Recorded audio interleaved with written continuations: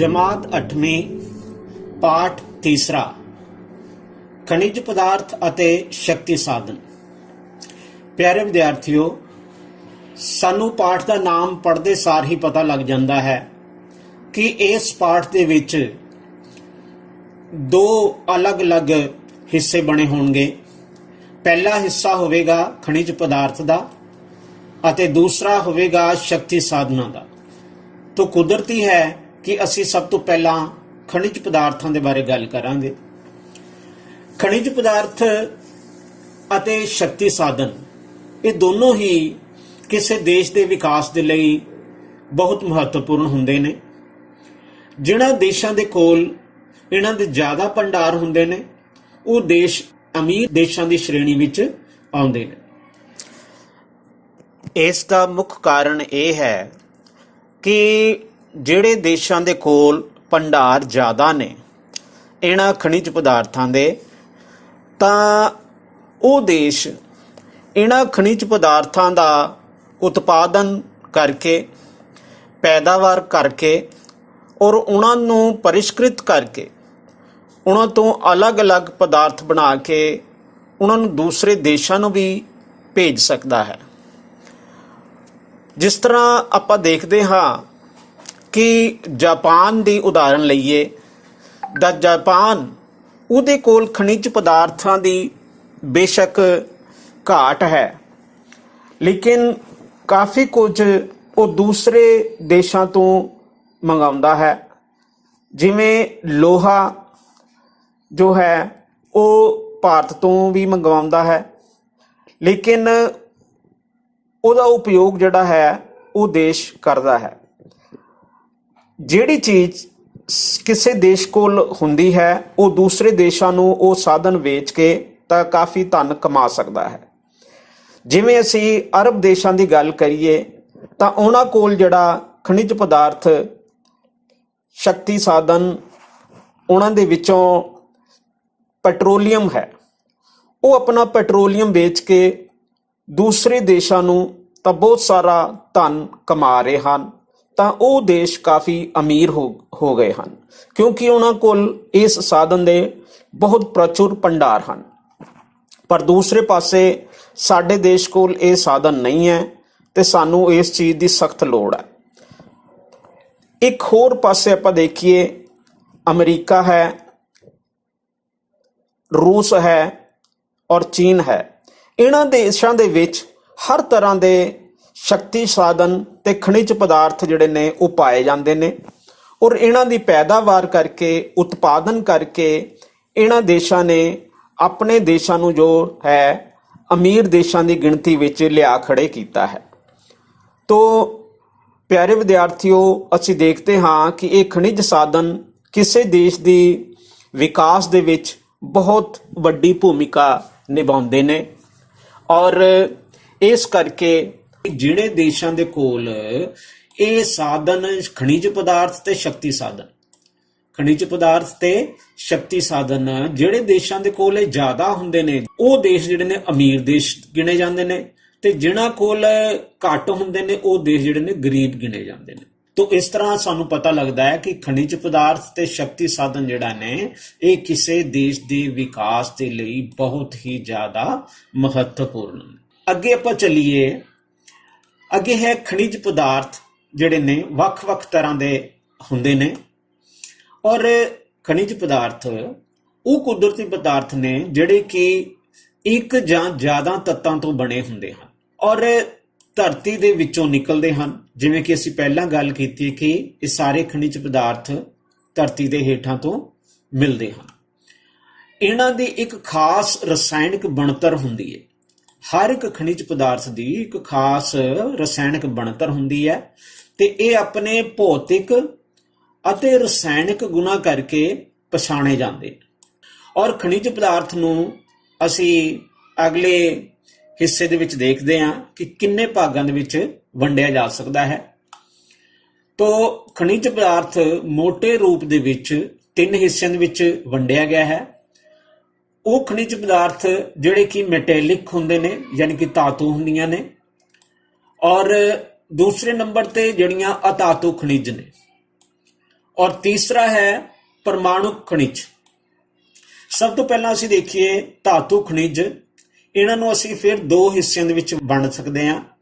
ਪਹਿਲਾ ਹੈ ਲੋਹ ਧਾਤੂ ਖਣਿਜ ਪਦਾਰਥ, ਜਿਵੇਂ ਕਿ ਕੱਚਾ ਲੋਹਾ, ਮੈਗਨੀਜ਼, ਕ੍ਰੋਮਾਈਟ, ਨਿਕਲ, ਕੋਬਾਲਟ ਤੇ ਟੰਗਸਟਨ, ਜਿਹਦੇ ਵਿੱਚ ਕਿ ਲੋਹੇ ਦੇ ਵਰਗੇ ਗੁਣ ਹੁੰਦੇ ਨੇ। ਔਰ ਦੂਸਰੀ ਸਾਈਡ ਤੇ ਲੋਹੇ ਤੋਂ ਬਿਨਾ ਜਿਹੜੇ ਨੇ ਧਾਤੂ ਖਣਿਜ, ਜਿਵੇਂ ਕਿ ਸੋਨਾ ਹੈ, ਚਾਂਦੀ ਹੈ, ਤਾਂਬਾ ਹੈ, ਸਿੱਕਾ, ਬਾਕਸਾਈਟ, ਟਿਨ ਤੇ ਮੈਗਨੀਸ਼ੀਅਮ, ਇਹਨਾਂ ਦੇ ਵਿੱਚ ਲੋਹੇ ਦੀ ਮਾਤਰਾ ਜਿਹੜੀ ਹੈ ਨਹੀਂ ਹੁੰਦੀ। ਇਸ ਕਰਕੇ ਇਹਨੂੰ ਲੋਹੇ ਤੋਂ ਬਿਨਾ ਧਾਤੂ ਖਣਿਜ ਪਦਾਰਥ ਜਾਂ ਨਾਨ ਫੈਰਸ ਮੈਟੈਲਿਕ ਮਿਨਰਲਸ ਬੋਲ ਦਿੰਦੇ ਆ। ਤੋ ਧਾਤੂ ਖਣਿਜ ਦੋ ਤਰ੍ਹਾਂ ਦੇ ਹੋਏ। ਪਹਿਲੇ ਜਿਹੜਾ ਪੁਆਇੰਟ ਹੈ ਨੰਬਰ 1 ਲੋਹ ਧਾਤੂ ਫੈਰਸ ਮੈਟੈਲਿਕ ਮਿਨਰਲਸ, ਔਰ ਨੰਬਰ 2 ਤੇ ਨਾਨ ਫੈਰਸ ਮੈਟੈਲਿਕ ਮਿਨਰਲਸ, ਜਿਨ੍ਹਾਂ ਦੇ ਵਿੱਚ ਲੋਹਾ ਬਿਲਕੁਲ ਨਹੀਂ ਹੁੰਦਾ। ਔਰ ਖਣਿਜ ਪਦਾਰਥਾਂ ਦੇ ਵਿੱਚੋਂ ਦੂਸਰਾ ਜਿਹੜਾ ਨੰਬਰ ਹੈ ਉਹ ਹੈ ਅਧਾਤੂ ਖਣਿਜ, ਯਾਨੀ ਕਿ ਨਾਨ ਮੈਟੈਲਿਕ ਮਿਨਰਲਸ। ਉਹ ਖਣਿਜ ਪਦਾਰਥ ਜਿਹੜੇ ਕਿ ਧਾਤੂਆਂ ਨਹੀਂ ਹੈਗੇ, ਜਿਵੇਂ ਕਿ ਅਬਰਕ ਹੈ, ਚੂਨੇ ਦਾ ਪੱਥਰ ਹੈ, ਡੋਲੋਮਾਈਟ ਹੈ, ਹੀਰਾ ਹੈ ਔਰ ਜਿਪਸਮ ਹੈ। ਇਹ ਜਿਹੜੇ ਨੇ ਇਹ ਧਾਤੂਆਂ ਨਹੀਂ ਹਨ, ਇਹ ਅਧਾਤੂ ਖਣਿਜ ਪਦਾਰਥ ਇਹਨਾਂ ਨੂੰ ਅਸੀਂ ਕਹਿ ਦਿੰਦੇ ਹਾਂ। ਔਰ ਤੀਸਰੇ ਨੰਬਰ ਤੇ ਖਣਿਜ ਪਦਾਰਥ ਜੋ ਹਨ ਉਹ ਹੈਗੇ ਨੇ ਐਟੋਮਿਕ ਮਿਨਰਲਸ, ਯਾਨੀ ਕਿ ਪਰਮਾਣੂ ਖਣਿਜ। ਇਹਨਾਂ ਵਿੱਚੋਂ ਯੂਰੇਨੀਅਮ, ਥੋਰੀਅਮ, ਬੈਰੀਅਮ ਤੇ ਲੀਥੀਅਮ ਆਦਿ ਆਉਂਦੇ ਨੇ। ਤੋ ਇਸ ਤਰ੍ਹਾਂ ਅਸੀਂ ਖਣਿਜ ਪਦਾਰਥ ਨੂੰ 3 ਸ਼੍ਰੇਣੀਆਂ ਦੇ ਵਿੱਚ ਵੰਡ ਸਕਦੇ ਹਾਂ। ਤੋ ਪਿਆਰੇ ਬੱਚਿਓ, ਅੱਜ ਸਭ ਤੋਂ ਪਹਿਲਾਂ ਅਸੀਂ ਧਾਤੂ ਖਣਿਜ ਦੇ ਵਿੱਚ ਜਿਹੜਾ ਹੈ ਉਹ ਧਾਤੂ ਤੇ ਅਧਾਤੂ, ਯਾਨੀ ਕਿ ਫੈਰਸ ਮੈਟੈਲਿਕ ਮਿਨਰਲਸ ਔਰ ਨਾਨ ਫੈਰਸ ਮੈਟੈਲਿਕ ਮਿਨਰਲਸ ਜਿਹੜੀਆਂ ਨੇ ਇਹਨਾਂ ਦੇ ਬਾਰੇ ਅਸੀਂ ਗੱਲ ਕਰਾਂਗੇ। ਤੋ ਸਭ ਤੋਂ ਪਹਿਲਾਂ ਅਸੀਂ ਕੱਚੇ ਲੋਹੇ ਦੇ ਬਾਰੇ ਜਾਣਕਾਰੀ ਲੈਂਦੇ ਹਾਂ। ਕੱਚਾ ਲੋਹਾ, ਲੋਹਾ ਤੇ ਤੁਸੀਂ ਸੁਣਿਆ, ਪਰ ਕੱਚਾ ਲੋਹਾ ਤੁਸੀਂ ਪਿਆਰੇ ਬੱਚਿਓ ਦੇਖੋ ਕਿ ਕੀ ਹੁੰਦਾ ਹੈ।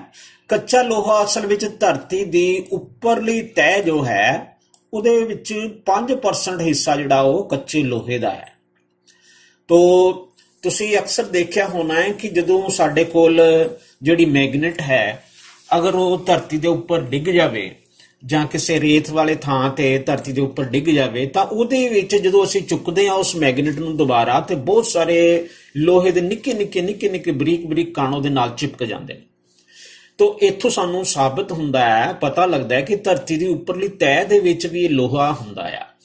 ਤੋ ਧਰਤੀ ਦੀ ਜਿਹੜੀ ਮੋਟੀ ਤਹਿ ਹੈ ਇਹਦੇ ਉੱਪਰ, ਜਿਹਦੇ ਵਿੱਚੋਂ ਕਿ ਅਸੀਂ ਲੋਹਾ ਕੱਢਦੇ ਹਾਂ, ਇਹ ਕੱਚਾ ਲੋਹਾ ਜਿਹੜਾ ਕੱਢਦੇ ਹਾਂ, ਉਹ 5% ਹਿੱਸਾ ਜਿਹੜਾ ਹੈ ਧਰਤੀ ਦੀ ਉੱਪਰਲੀ ਤਹਿ ਦੇ ਵਿੱਚ ਪਾਇਆ ਜਾਂਦਾ ਹੈ।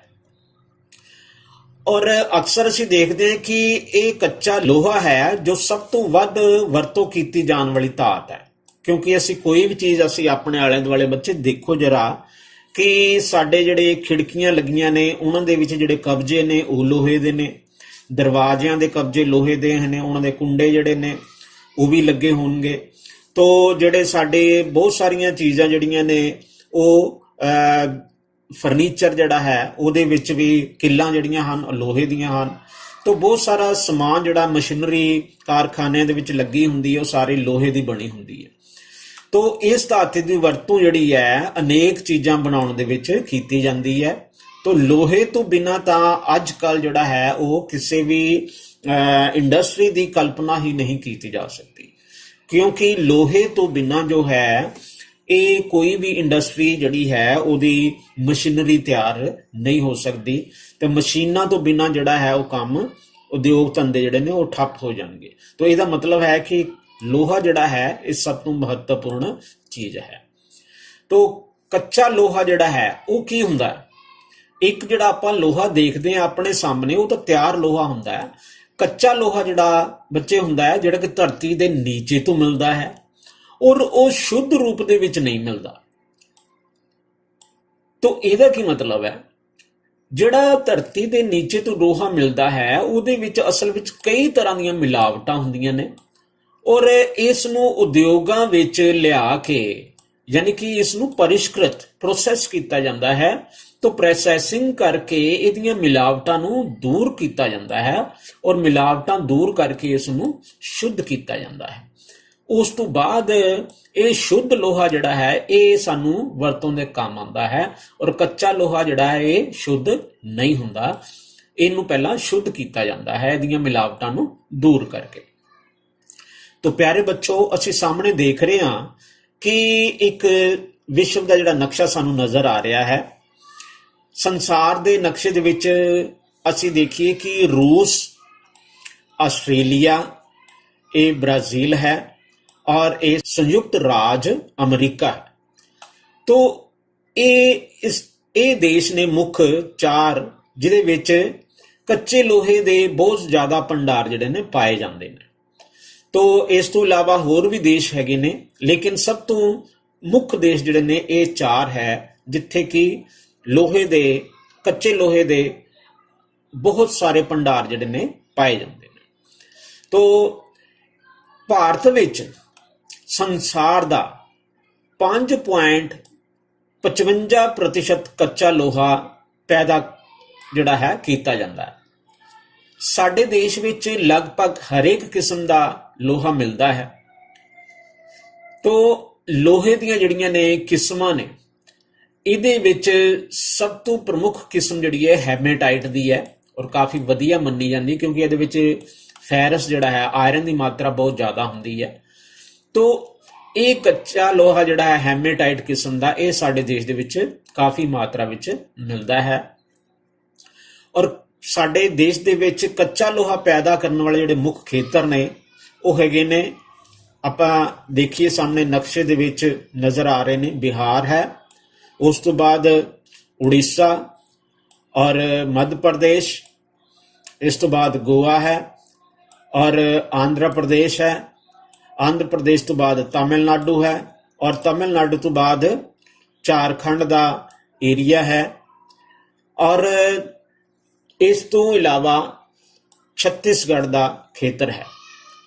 ਤੋ ਇਹਦੇ ਵਿੱਚ ਅਸੀਂ ਦੇਖਦੇ ਹਾਂ ਕਿ ਝਾਰਖੰਡ ਔਰ ਛੱਤੀਸਗੜ੍ਹ ਇਹ 2 ਇਲਾਕੇ ਇਸ ਤਰ੍ਹਾਂ ਦੇ ਨੇ ਜਿਹਦੇ ਵਿੱਚ ਸਿੰਘਭੂਮ ਔਰ ਦੁਰਗ ਨਾਮਕ ਜਿਹੜੇ ਸਥਾਨ ਨੇ ਉਹ ਬਹੁਤ ਪ੍ਰਸਿੱਧ ਹਨ ਇਸ ਕੱਚੇ ਲੋਹੇ ਦੇ ਉਤਪਾਦਨ ਦੇ ਵਾਸਤੇ।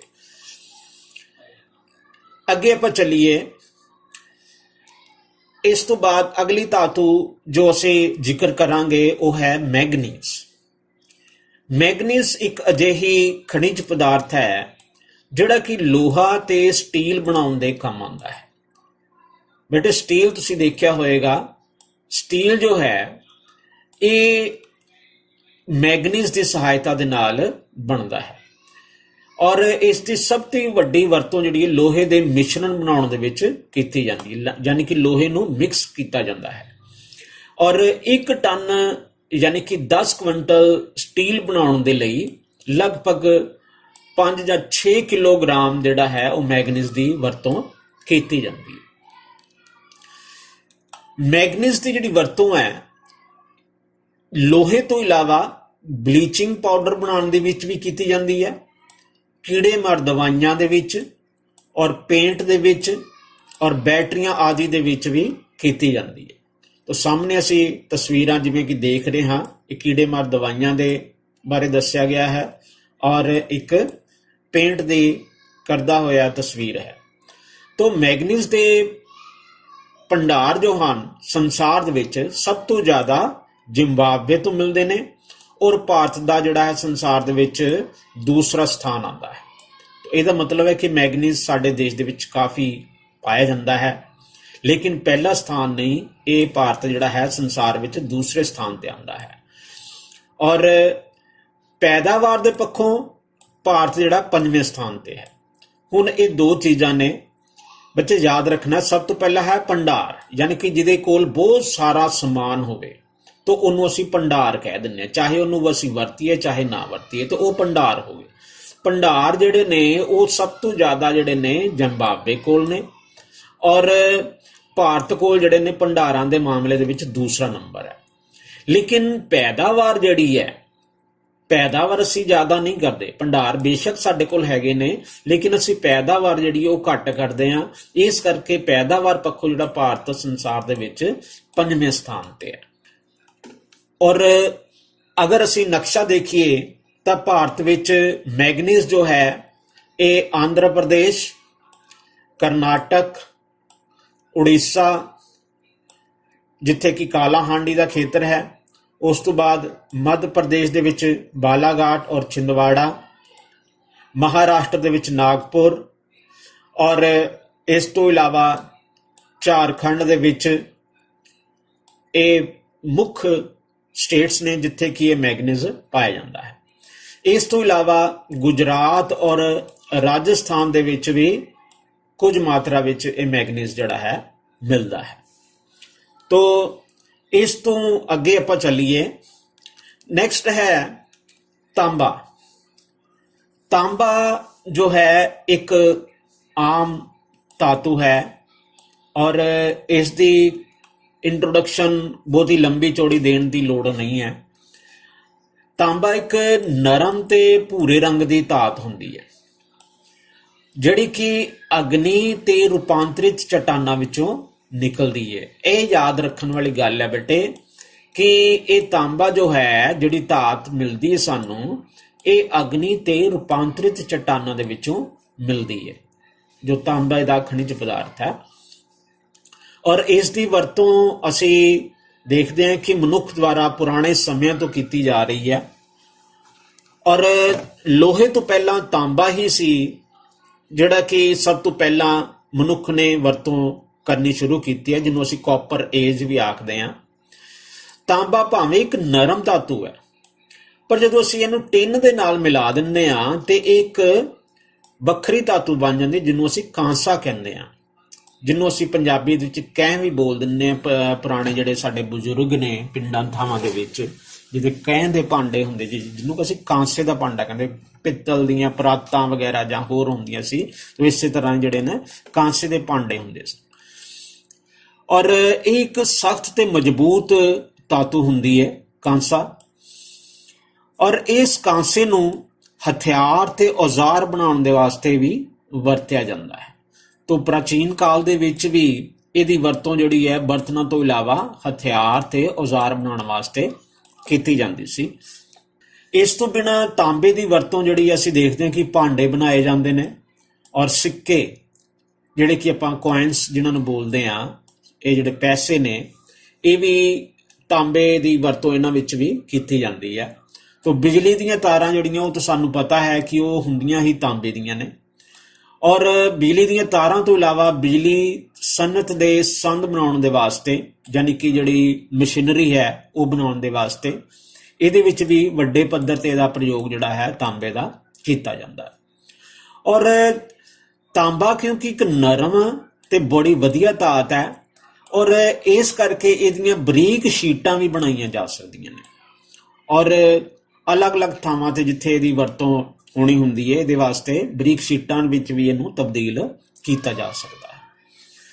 ਤੋ ਸੰਸਾਰ ਦੇ ਨਕਸ਼ੇ ਦੇ ਵਿੱਚ ਅਸੀਂ ਦੇਖੀਏ ਤੇ ਤਾਂਬੇ ਦੀ ਪੈਦਾਵਾਰ ਜਿਹੜੀ ਹੈ ਮੁੱਖ ਤੌਰ ਤੇ ਅਮਰੀਕਾ, ਇਹ ਅਮਰੀਕਾ ਹੈ, ਇਸ ਤੋਂ ਬਾਅਦ ਰੂਸ ਔਰ ਚਿਲੀ ਔਰ ਕੈਨੇਡਾ ਤੇ ਜ਼ਾਇਰੇ, ਅਜਿਹੇ ਦੇਸ਼ਾਂ ਦੇ ਵਿੱਚ ਜਿਹੜੀ ਹੈ ਵਿਸ਼ਵ ਪੱਧਰ ਤੇ ਤਾਂਬੇ ਦਾ ਜਿਹੜਾ ਹੈ ਪੈਦਾਵਾਰ ਬਹੁਤ ਜ਼ਿਆਦਾ ਹੁੰਦੀ ਹੈ।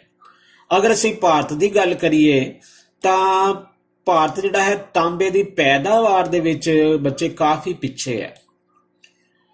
ਔਰ ਭਾਰਤ ਵਿੱਚ ਜਿਹੜਾ ਤਾਂਬਾ ਹੈ ਉਹਦੇ ਭੰਡਾਰ ਜਿਹੜੇ ਨੇ ਉਹ ਮੁੱਖ ਤੌਰ ਤੇ ਝਾਰਖੰਡ, ਇਹਦੇ ਵਿੱਚ ਸਿੰਘਭੂਮ ਦਾ ਖੇਤਰ ਹੈ, ਇਸ ਤੋਂ ਬਾਅਦ ਮੱਧ ਪ੍ਰਦੇਸ਼ ਜਿਹਦੇ ਵਿੱਚ ਬਾਲਾਘਾਟ ਹੈ, ਔਰ ਫਿਰ ਇਸ ਤੋਂ ਬਾਅਦ ਰਾਜਸਥਾਨ ਦੇ ਅਲਵਰ ਦੇ ਵਿੱਚ ਹੈ।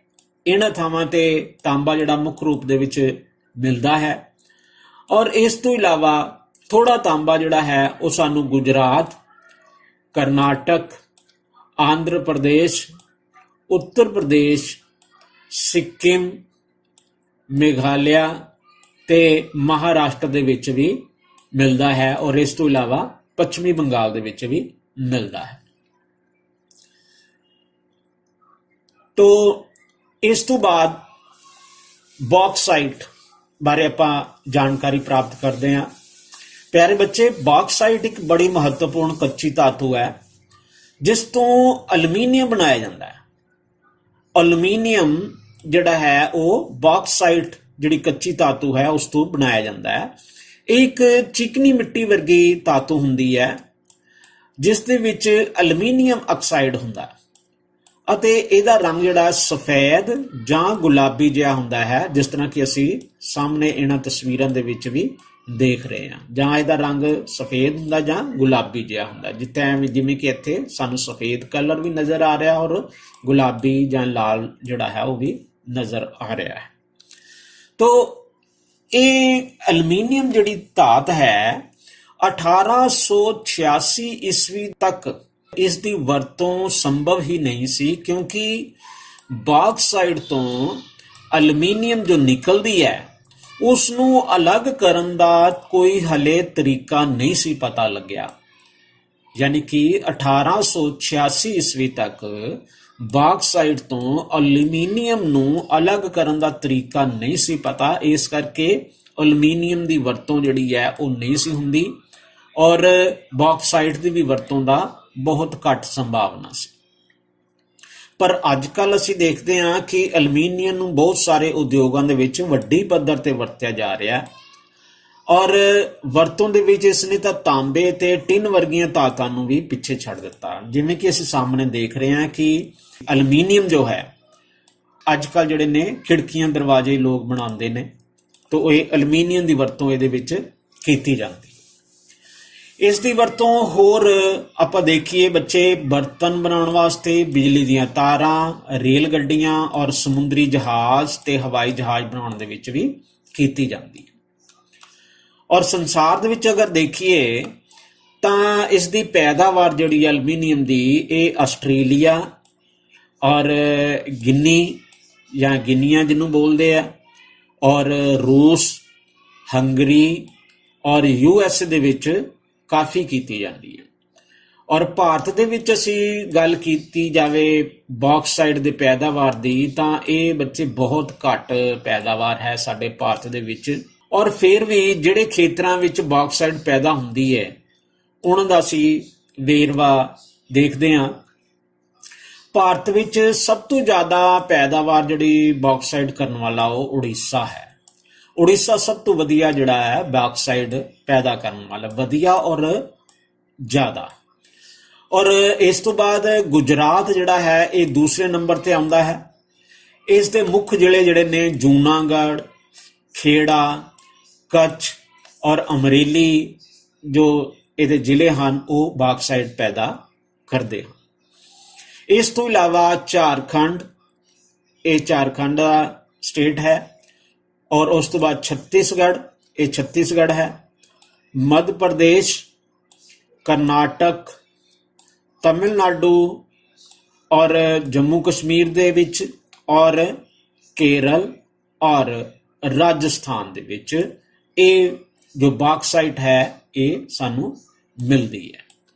ਤੋ ਪਿਆਰੇ ਬੱਚੇ, ਅਸੀਂ ਦੇਖਦੇ ਹਾਂ ਕਿ ਇਹ ਪ੍ਰਮੁੱਖ ਧਾਤੂਆਂ ਨੇ ਔਰ ਇਹਨਾਂ ਦਾ ਪ੍ਰਯੋਗ ਜਿਹੜਾ ਹੈ ਉਹ ਵੀ ਆਪਾਂ ਦੇਖਿਆ ਔਰ ਕਿੱਥੇ ਕਿੱਥੇ ਇਹਨਾਂ ਦੀ ਵਰਤੋਂ ਜਿਹੜੀ ਹੈ ਕੀਤੀ ਜਾਂਦੀ ਹੈ ਉਹਦੇ ਬਾਰੇ ਵੀ ਆਪਾਂ ਗੱਲ ਕੀਤੀ। ਅਖੀਰ ਤੇ ਅਸੀਂ ਸੋਨੇ ਦੇ ਬਾਰੇ ਗੱਲ ਕਰਦੇ ਹਾਂ। ਸੋਨਾ ਜੋ ਕਿ ਇੱਕ ਬੜੀ ਮਹੱਤਵਪੂਰਨ ਧਾਤ ਹੈ। ਤੋ ਤੁਸੀਂ ਜਿਵੇਂ ਕਿ ਜਾਣਦੇ ਪਿਆਰੇ ਬੱਚੇ ਕਿ ਸੋਨਾ ਬਹੁਤ ਕੀਮਤੀ ਹੁੰਦਾ ਹੈ ਔਰ ਪੁਰਾਣੇ ਸਮਿਆਂ ਤੋਂ ਮਨੁੱਖ ਦੁਆਰਾ ਇਸ ਨੂੰ ਵਰਤਿਆ ਜਾ ਰਿਹਾ ਕਿਉਂਕਿ ਇਸ ਦੀ ਚਮਕ ਤੇ ਰੰਗ ਕਰਕੇ ਇੱਕ ਬੜੀ ਦਿਲ ਖਿੱਚਵੀਂ ਧਾਤ ਹੈ ਔਰ ਔਰਤਾਂ ਦੇ ਤੇ ਇੱਕ ਹਰਮਨ ਪਿਆਰੀ ਧਾਤੂ ਹੈ ਕਿਉਂਕਿ ਸਾਰੇ ਜਿਹੜੇ ਗਹਿਣੇ ਨੇ ਤੇ ਕੀਮਤੀ ਜਿਹੜਾ ਸਜਾਵਟੀ ਸਮਾਨ ਹੈ, ਖਾਸ ਕਰਕੇ ਗਹਿਣੇ ਜਿਹੜੇ ਨੇ ਔਰਤਾਂ ਨੂੰ ਬਹੁਤ ਪਿਆਰੇ ਹੁੰਦੇ ਨੇ ਔਰ ਵਿਆਹ ਸ਼ਾਦੀ ਤਾਂ ਇਸ ਤੋਂ ਬਿਨਾਂ ਜਿਹੜੇ ਨੇ ਬਿਲਕੁਲ ਹੀ ਕਲਪਨਾ ਵੀ ਨਹੀਂ ਕੀਤੀ ਜਾ ਸਕਦੀ। ਤੋ ਸੋਨਾ ਜਿਹੜਾ ਹੈ ਇਹ ਵੀ ਇੱਕ ਬਹੁਤ ਕੀਮਤੀ ਧਾਤ ਹੈ। ਤੋ ਇਸ ਦੀ ਪੈਦਾਵਾਰ ਬਹੁਤ ਘੱਟ ਤੇ ਮੰਗ ਜਿਹੜੀ ਜ਼ਿਆਦਾ ਹੋਣ ਕਰਕੇ ਇਹ ਇੱਕ ਬਹੁਤ ਮਹਿੰਗੀ ਧਾਤੂ ਬਣ ਜਾਂਦੀ ਹੈ ਔਰ ਇਹਦੀ ਵਰਤੋਂ ਜਿਹੜੀ ਹੈ ਬਿਲਕੁਲ ਆਪਾਂ ਇਹ ਨਹੀਂ ਕਹਿੰਦੇ ਕਿ ਗਹਿਣਿਆਂ ਦੇ ਵਿੱਚ ਹੀ ਕੀਤੀ ਜਾਂਦੀ ਹੈ, ਇਹ ਦੰਦਾਂ ਦੀ ਸਜਾਵਟ ਵਾਸਤੇ ਵੀ ਕੀਤੀ ਜਾਂਦੀ। ਤੁਸੀਂ ਦੇਖਿਆ ਹੋਣਾ ਕਿ ਕਈ ਲੋਕਾਂ ਦੇ ਜਿਹੜੇ ਪੁਰਾਣੇ ਬਜ਼ੁਰਗ ਨੇ ਉਹਨਾਂ ਨੇ ਦੰਦਾਂ ਦੇ ਵਿੱਚ ਵੀ ਇਸ ਦੀ ਸਜਾਵਟ ਦੇ ਤੌਰ ਤੇ ਇਹਨੂੰ ਲਗਾਇਆ ਸੀ। ਸੋਨ ਪੱਤਰੇ, ਜਿਵੇਂ ਕਿ ਸਾਡੇ ਹਰਿਮੰਦਰ ਸਾਹਿਬ ਦੇ ਉੱਪਰ ਮਹਾਰਾਜਾ ਰਣਜੀਤ ਸਿੰਘ ਨੇ ਸੋਨ ਪੱਤਰ ਚੜਾਏ ਸੀ, ਔਰ ਸੋਨ ਪੱਤਰ ਜਿਹੜੇ ਨੇ ਚੜਾਉਣ ਦੇ ਲਈ ਵੀ ਕੀਤੀ ਜਾਂਦੀ ਹੈ। ਔਰ ਕੁਝ ਦਵਾਈਆਂ ਦੇ ਵਿੱਚ ਵੀ ਭਸਮ ਦੇ ਤੌਰ ਤੇ ਇਹਨੂੰ ਤਿਆਰ ਕਰਕੇ ਵਰਤਿਆ ਜਾਂਦਾ ਹੈ। ਤੋ ਇਹ ਆਯੁਰਵੇਦ ਦੇ ਵਿੱਚ ਇਹਦੀ ਵਰਤੋਂ ਜਿਹੜੀ ਹੈ ਕੀਤੀ ਜਾਂਦੀ ਹੈ। ਤੋ ਸੰਸਾਰ ਦਾ ਸਭ ਤੋਂ ਵੱਧ ਸੋਨਾ ਪੈਦਾ ਕਰਨ ਵਾਲਾ ਜਿਹੜਾ ਦੇਸ਼ ਹੈ ਅਗਰ ਦੁਨੀਆ ਦੇ ਵਿੱਚ ਦੇਖਿਆ ਜਾਵੇ ਤਾਂ ਦੱਖਣੀ ਅਫਰੀਕਾ ਹੈ। ਸਭ ਤੋਂ ਜ਼ਿਆਦਾ ਸੋਨਾ ਇੱਥੇ ਪੈਦਾ ਹੁੰਦਾ ਹੈ। ਇਹ ਇਕੱਲਾ ਦੇਸ਼ ਹੀ ਹੈ ਜਿਹੜਾ ਸੰਸਾਰ ਦਾ 70% ਸੋਨਾ ਪੈਦਾ ਕਰਦਾ ਹੈ। ਇਸ ਤੋਂ ਬਾਅਦ ਕੈਨੇਡਾ ਹੈ ਔਰ ਜਾਪਾਨ, USA यानी कि संयुक्त राज्य अमेरिका, इस तो बाद आस्ट्रेलिया है और फिलीपीनस है, गाना है। और ये ਜਿਹੜੇ ਦੇਸ਼ ਨੇ ਜਿਨ੍ਹਾਂ ਦੇ ਆਪਾਂ ਹੁਣੇ ਦੇਖਿਆ ਹੈ ਨਿਸ਼ਾਨੀਆਂ ਲਗਾਈਆਂ ਨੇ, ਇਹ ਸਾਰੇ ਦੇਸ਼ਾਂ ਦੇ ਵਿੱਚ ਸੋਨਾ ਜਿਹੜਾ ਹੈ ਕਾਫੀ ਪੈਦਾ ਹੁੰਦਾ ਹੈ। ਔਰ ਸੋਨਾ ਸੰਸਾਰ ਦੇ ਲਗਭਗ ਹਰ ਦੇਸ਼ ਦੇ ਵਿੱਚ ਸਾਨੂੰ ਪਤਾ ਹੈ ਕਿ ਮਿਲਦਾ ਹੈ। ਲੇਕਿਨ ਅਸੀਂ ਦੇਖੀਏ ਕਿ ਭਾਰਤ ਦੇ ਵਿੱਚ ਇਸ ਦੀ ਸਥਿਤੀ ਕੀ ਹੈ, ਕਿਉਂਕਿ ਸੋਨਾ ਇੱਕ ਬਹੁਤ ਹੀ ਮਹਿੰਗੀ ਧਾਤ ਹੈ। ਅਗਰ ਭਾਰਤ ਦੀ ਸਥਿਤੀ ਦੇਖੀਏ ਤਾਂ ਪਿਆਰੇ ਬੱਚੇ, ਭਾਰਤ ਜਿਹੜਾ ਹੈ ਸੋਨੇ ਦੇ ਪੈਦਾਵਾਰ ਦੇ ਵਿੱਚ ਬਹੁਤ ਜ਼ਿਆਦਾ ਪਿੱਛੇ ਹੈ। ਔਰ ਭਾਰਤ ਸੰਸਾਰ ਦਾ 0.75% ਸੋਨਾ ਪੈਦਾ ਕਰਦਾ ਹੈ, ਯਾਨੀ ਕਿ 1% ਵੀ ਨਹੀਂ ਹੁੰਦਾ ਸੰਸਾਰ ਦਾ। ਤੋ ਇੱਥੋਂ ਸਾਨੂੰ ਪਤਾ ਲੱਗਦਾ ਹੈ ਕਿ ਬਹੁਤ ਘੱਟ ਮਾਤਰਾ ਦੇ ਵਿੱਚ ਸੋਨਾ ਪੈਦਾ ਹੁੰਦਾ ਹੈ। ਔਰ ਮੁੱਖ ਜਿਹੜਾ ਸਭ ਤੋਂ ਜ਼ਿਆਦਾ ਸੋਨਾ ਪੈਦਾ ਹੁੰਦਾ ਹੈ ਸਾਡੇ ਦੇਸ਼ ਦੇ ਵਿੱਚ, ਉਹ ਹੈ ਕਰਨਾਟਕ ਦੇ ਵਿੱਚ। ਕਰਨਾਟਕ ਭਾਰਤ ਦਾ ਸਭ ਤੋਂ ਵੱਧ ਸੋਨਾ ਪੈਦਾ ਕਰਨ ਵਾਲਾ ਰਾਜ ਹੈ। ਔਰ ਇਸ ਤੋਂ ਇਲਾਵਾ ਭਾਰਤ ਵਿੱਚ ਜਿਹੜਾ ਸੋਨਾ ਪੈਦਾ ਕਰਨ ਵਾਲੇ 3 ਮੁੱਖ ਖੇਤਰ ਨੇ, ਉਹ ਹੈਗੇ ਨੇ ਕੋਲਾਰ ਤੇ ਹੱਟੀ। ਕੋਲਾਰ ਜਿਹੜੀ ਮੁੱਖ ਖਾਨ ਹੈ ਜਿਹੜੀ ਕਿ ਕਰਨਾਟਕ ਦੇ ਵਿੱਚ ਹੈ, ਔਰ ਹੱਟੀ ਇਹ ਵੀ ਕਰਨਾਟਕ ਦੇ ਵਿੱਚ। ਔਰ ਤੀਸਰਾ ਇੱਕ ਜਿਹੜਾ ਖੇਤਰ ਹੈ ਉਹ ਹੈ ਰਾਮਗਿਰੀ, ਜਿਹੜਾ ਕਿ ਆਂਧਰ ਪ੍ਰਦੇਸ਼ ਦੇ ਵਿੱਚ ਪੈਂਦਾ ਹੈ। ਤੋ ਇਹਨਾਂ ਤੋਂ ਇਲਾਵਾ ਝਾਰਖੰਡ ਦੇ ਵਿੱਚੋਂ ਵੀ ਕੁਝ ਮਿਲਦਾ ਹੈ ਤੇ ਕੇਰਲ ਚੋਂ ਵੀ ਕੁਝ ਥੋੜਾ ਮਿਲਦਾ, ਲੇਕਿਨ ਮੁੱਖ ਤੌਰ ਤੇ ਜਿਹੜਾ ਹੈ ਬੱਚੇ ਤੁਸੀਂ ਯਾਦ ਰੱਖਣਾ ਹੈ ਕੋਲਾਰ, ਹੱਟੀ ਤੇ ਰਾਮਗਿਰੀ। ਇਹਦੇ ਵਾਸਤੇ ਇੱਕ ਛੋਟਾ ਜਿਹੜਾ ਨਿਮੋਨਿਕਸ ਬਣਦਾ ਹੈ ਕਿ ਰਾਮ ਨੇ ਕੋਲੇ ਦੀ ਹੱਟੀ ਪਾਈ, ਰਾਮ ਤੋਂ ਰਾਮਗਿਰੀ, ਔਰ ਕੋਲੇ ਤੋਂ ਕੋਲਾਰ, ਔਰ ਹੱਟੀ ਤੋਂ ਹੱਟੀ, ਯਾਨੀ ਕਿ ਰਾਮ ਨੇ ਕੋਲੇ ਦੀ ਹੱਟੀ ਪਾਈ। ਲੇਕਿਨ ਇਹ ਹੱਟੀ ਕੀ ਸੀ, ਕਾਦੀ ਸੀ, ਇਥੋਂ ਮਿਲਦਾ ਕੀ ਸੀ, ਸੋਨਾ। ਰਾਮ ਨੇ ਕੋਲੇ ਦੀ ਹੱਟੀ ਪਾਈ ਲੇਕਿਨ ਉੱਥੋਂ ਮਿਲਦਾ ਕੀ ਹੈ, ਸੋਨਾ। ਤੋ ਪਿਆਰੇ ਬੱਚਿਓ, ਆਸ ਹੈ ਕਿ ਤੁਹਾਨੂੰ ਇਹ ਜੋ ਪਾਠ ਦਾ ਆਪਾਂ ਸ਼ੁਰੂਆਤ ਕੀਤੀ ਸੀ, ਜਿਸ ਦਾ ਨਾਮ ਸੀ ਖਣਿਜ ਪਦਾਰਥ ਅਤੇ ਸ਼ਕਤੀ ਸਾਧਨ, ਅਸੀਂ ਅੱਜ ਖਣਿਜ ਪਦਾਰਥਾਂ ਦੇ ਸੰਬੰਧ ਵਿੱਚ ਜ਼ਿਕਰ ਕੀਤਾ ਹੈ। ਔਰ ਇਹ ਸਾਡਾ ਵੀਡੀਓ ਦਾ ਪਹਿਲਾ ਹਿੱਸਾ ਹੈ, ਪਾਰਟ ਪਹਿਲਾ ਤੁਸੀਂ ਇਸ ਨੂੰ ਕਹਿ ਸਕਦੇ ਹੋ। ਤੋ ਪਾਰਟ 2 ਦੇ ਵਿੱਚ ਅਸੀਂ ਇਸ ਪਾਠ ਦਾ ਜਿਹੜਾ ਅਗਲਾ ਹਿੱਸਾ ਹੈ ਉਸ ਦੀ ਚਰਚਾ ਕਰਾਂਗੇ। ਤੋ ਜਿੰਨਾ ਕੁ ਪਾਠ ਅੱਜ ਅਸੀਂ ਪੜ੍ਹਿਆ ਹੈ ਖਣਿਜ ਪਦਾਰਥਾਂ ਦੇ ਬਾਰੇ ਡਿਟੇਲ ਦੇ ਵਿੱਚ, ਤੋ ਆਸ ਹੈ ਤੁਹਾਨੂੰ ਕਾਫੀ ਇਹਦੇ ਬਾਰੇ ਨੌਲੇਜ ਹੋ ਗਈ ਹੋਵੇਗੀ।